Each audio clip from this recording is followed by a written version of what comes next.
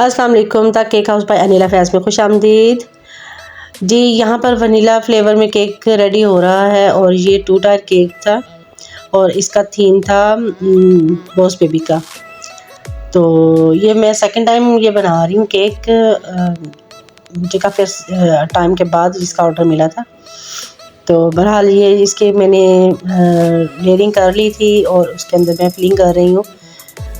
Icing के करने के बाद उसके ऊपर मैं चोको चिप डाल रही हूँ और साथ जो है वो पानी के साथ जो है वो सिंपल पानी के साथ जो है वो सॉकिंग कर रही हूँ इसकी। तो अभी ये जो नीचे वाला जो टायर होगा वो तो वाइट में ही शेड में ही मैं बनाऊँगी।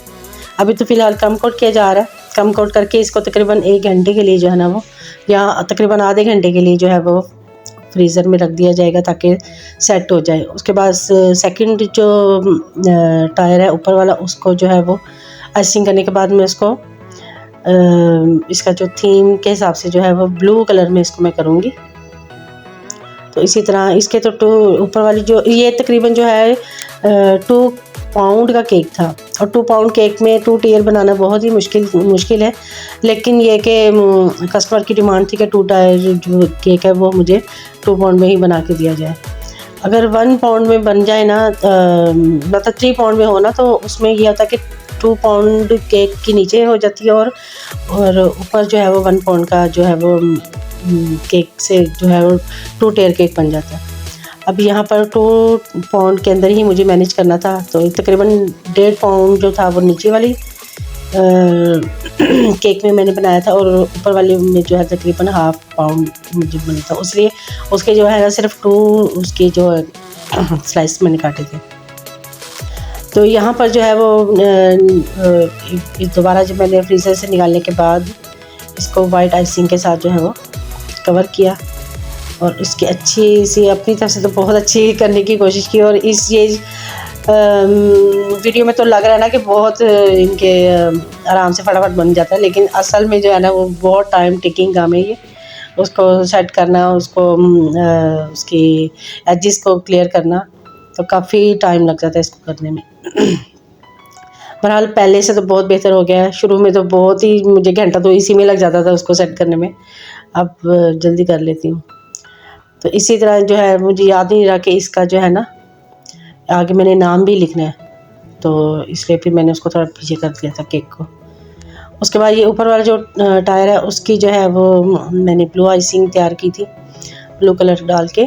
तो इस तरह ऊपर वाले टायर के ऊपर जो है वो ब्लू आइसिंग हो जाएगी जी। और ये जितना छोटू केक नज़र आता है ना, इतना ही जो है ना इसको हैंडल करना मुश्किल होता है छोटे केक को। इसकी आइसिंग जो है वो ज़्यादा मुश्किल हो जाती है करनी।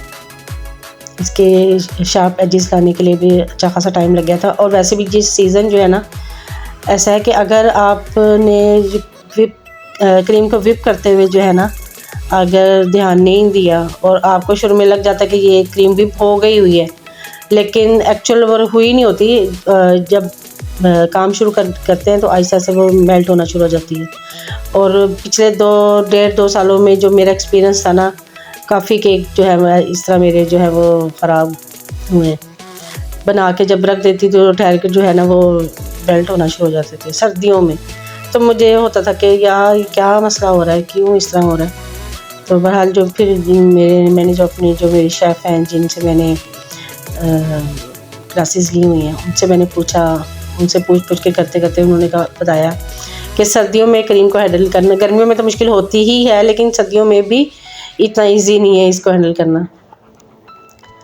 बहरहाल इसको जब लेयरिंग कर रही थी, आइसिंग कर रही थी, तो ये क्रीम जो है ना बहुत ज़्यादा खुश्क हो रही थी, तो इसलिए फिर मैंने बार बार जो है ना उसके ऊपर स्प्रे कर रही थी ताकि जो है वो सेट हो जाए। बहरहाल ये देखें, अब छोटा सा केक है लेकिन मेरा ख्याल बड़े केक से भी ज़्यादा टाइम जो है इसने लिया मेरे से। तो अब जो है मैं देख रही थी कि किस तरह जो है वो केक को किस एंगल से जो है मैं रखूँ उसके ऊपर ना। तो अब भी मैं इसके ऊपर रख दूँगी। ये करने में, देखने में ही टाइम अच्छा खासा लग जाता है सोचने में किधर ये सेट बैठेगा। अल्लाह अल्लाह करके जो है वो मैंने इसको रखा, सेट किया। इसमें ये था कि ऊपर जो छोटा ही केक था, तो इसलिए इसके अंदर जो है ना डबल लगाने की ज़रूरत नहीं थी, या टूथपिक भी, यानी कि कुछ भी मैंने इसके अंदर नहीं लगाया था।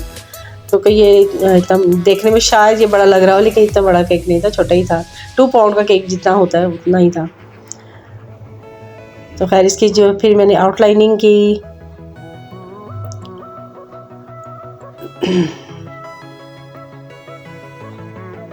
अच्छा, यहाँ पर जो है ना आपको ये बताना ज़रूरी था कि जो आइसिंग जो है ना, ये मैंने तकरीबन जो है वो 2 घंटे पहले जो है वो फ्रीज बना के कर दिया था, इसकी जो क्रम कोट जिसको कहते हैं। उसके बाद जो है वो मैंने बनाया था। कोशिश करें कि ज़्यादा टाइम जो है वो फ्रिज में या फ्रीज़र में इसको रखें, ताकि अच्छे से केक जो है वो सेट हो जाए। उसके बाद ये जो थे टॉपर्स, इसको बनाने में अच्छा खासा टाइम लग जाता है। तो इसमें ये कि पहले प्रिंट निकाला, प्रिंट निकलवाने के बाद जो है वो जो हार्ड चार्ट होता है ना, उसके ऊपर पेस्ट किया। पेस्ट करने के बाद जब वो खुश्क हो जाते हैं तो इसकी कटिंग हो जाती है। और ये भी अच्छा खासा टाइम टेकिंग काम है। कहने को तो ये है ना कि लिया, प्रिंट किया और लगाया, लेकिन जब करने लगते हैं तो फिर लग पता जाता है। बहरहाल उसके बाद लास्ट में इसके जो है वो टूथपिक से, या जो भी इसके जो क्या कहते हैं उसको, बहरहाल इसको जो है ये स्टिक्स के साथ जो है वो फिर मैंने इसको पीछे टेप लगा के अच्छे से सेट कर लिया, ताकि जो है केक टॉपर के तौर पे जो है वो केक के ऊपर लग जाए। और बहरहाल कस्टमर जिन्होंने ये केक बनाया था उनको बहुत ही पसंद आया था ये केक, और उन्होंने अच्छे रिव्यूज़ दिए थे मुझे। पहले भी बना चुकी हूँ, लेकिन जो फर्स्ट टाइम मैंने बनाया था ना केक, तो मैं इंतज़ार ही करती रही कि उन्होंने वो रिव्यूज़ वगैरह देंगे, मुझे बताएंगे। बहरहाल उन्होंने इनके ज़्यादा शायद तवज्जो नहीं दी। तो बहरहाल इन्होंने जो सेकंड टाइम ये बनवाया ना, बीच में ये था कि मुझे 1-2 दफ़ा आए ज़रूर ऑर्डर हैं कि बना दें, लेकिन बिल्कुल एग्जैक्ट जो है होता है ना कि 2-3 घंटे पहले इस तरह नहीं ऑर्डर। इनके ज़ाहिर बात है टाइम टेकिंग काम है, उसमें स्पंज रेडी करना होता है, टॉपर्स रेडी करने होते हैं, प्रिंट निकलवाना होता है, तो टाइम लग जाता है। तो इसलिए फिर बिल्कुल एग्जैक्ट एंड टाइम पे ऑर्डर आता है ना, फिर वो मेरे लिए भी करना मुश्किल हो जाता है। तो मिनिमम जो है ना तकरीबन 2 से 3 दिन पहले ज़रूर बता दिया जाए, ताकि उस हिसाब से बंदा तैयारी कर ले। तो बहरहाल इस तरह ये सारे टॉपर्स हो गए थे। बाकी जो टाई और जो है बॉस पे भी जिसके ऊपर लिखा हुआ है, इनको तो एग्जैक्ट ऐसे ही मैंने पेस्ट कर देना था केक के ऊपर। बाकी जो टॉपर्स हैं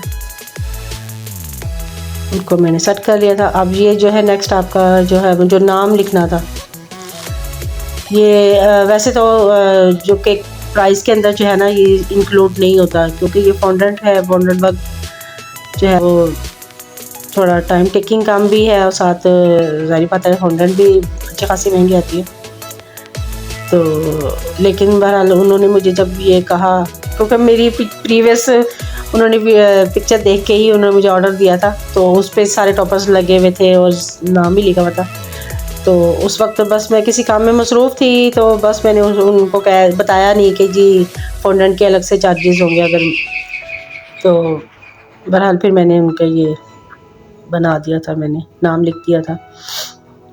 अब ऐसा ऐसा करके सारे टॉपर्स मैं ऊपर सेट कर दूँगी। सारे टॉपर्स लगने के बाद एक ज़बरदस्त इसकी केक की लुक आ गई थी। बहुत ही अच्छा लग रहा था केक। टाई को सेट करना थोड़ा मुश्किल हो रहा था, मैं बार बार उतार के सेट किया था, और एक दफ़ा तो कैमरा ऑफ करने के बाद भी मैंने इसको सेट किया था। ये आ गया बॉस पे भी, और ये मूछें रखने के लिए जगह समझ नहीं आ रही थी कहाँ रखी जाए। मैंने कहा इसको ज़रा बाद में देखते हैं, पहले ज़रा ये फ्रंट पे बॉस पे भी लगा दिया जाए।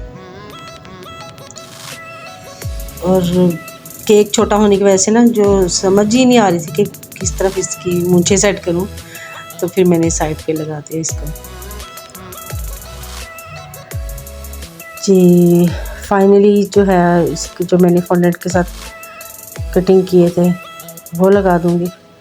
पहले मैंने सोचा था कि मैं क्रीम के साथ ही लिख देती हूँ, लेकिन फिर मैंने कहा नहीं, उन्होंने तो पिक्चर देख के जो है वो मुझे केक ऑर्डर किया है, तो ये ना हो कि वो बाद में कहे कि जी नाम जो है वो सही तरह लिख के नहीं दिया जिस तरह हमने आपको पिक्चर में कहा था, बताया था।